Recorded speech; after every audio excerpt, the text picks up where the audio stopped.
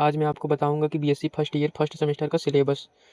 ठीक है, syllabus discussion कर रहा हूँ, जिसका कोर्स कोड है B05010 1T। ठीक है, और ये थियरी का पेपर है जिसके अंदर 4 क्रेडिट मिलेंगे आपको। ठीक है, पेपर टाइटल है, मतलब पेपर जो होगा उसका नाम है cytology, genetics and infectious diseases.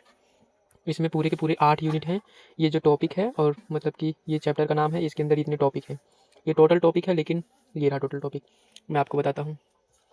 जैसे यूनिट फर्स्ट है structure and function of cell organelle first, और सेकंड यूनिट का नाम है structure and function of cell organelle second.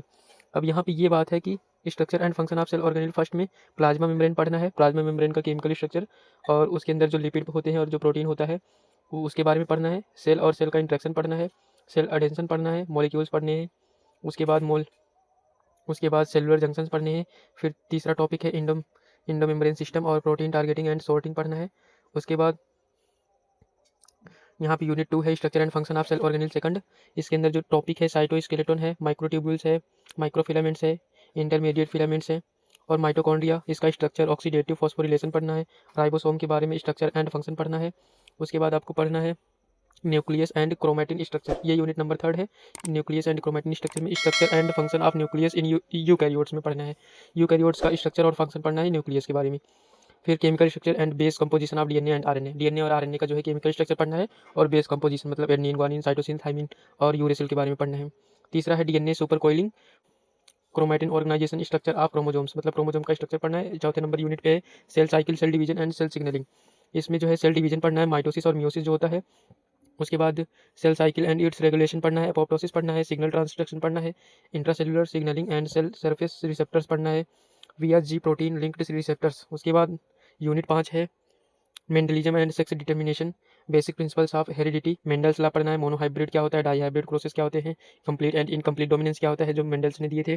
उसके बाद जेनिक सेक्स डिटर्मिनेशन सिस्टम्स पढ़ना है, इन्वायरमेंटल सेक्स डिटर्मिनेशन पढ़ना है, सेक्स लिंक्ड कैरेक्टरिस्टिक्स पढ़ना है। यूनिट 5 यहाँ पे कंप्लीट होता है।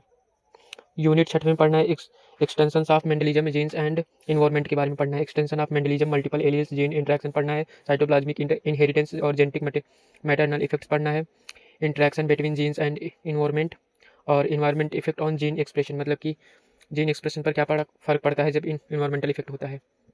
उसके बाद human chromosomes and pattern of inheritance पढ़ना है।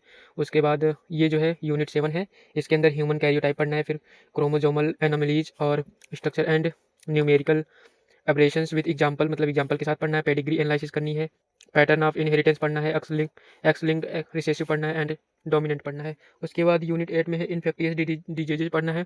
इसके अंदर दोस्तों ज़्यादा कुछ नहीं, इंट्रोडक्शन टू पैथोजेनिक ऑर्गेनिजम्स पढ़ना है, वायरसेस, बैक्टीरिया, फंजाई, प्रोटोजोआ और वोम्स, मतलब छोटे कीड़े मकोड़ों के बारे में है थोड़ा सा।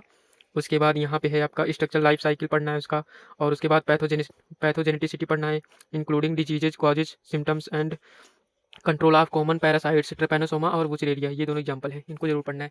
थैंक यू दोस्तों। अब अगर इसके आगे आपको पढ़ना है तो मुझे बता दीजिएगा, मैं लेकर आऊँगा classes. Thank you, bye bye.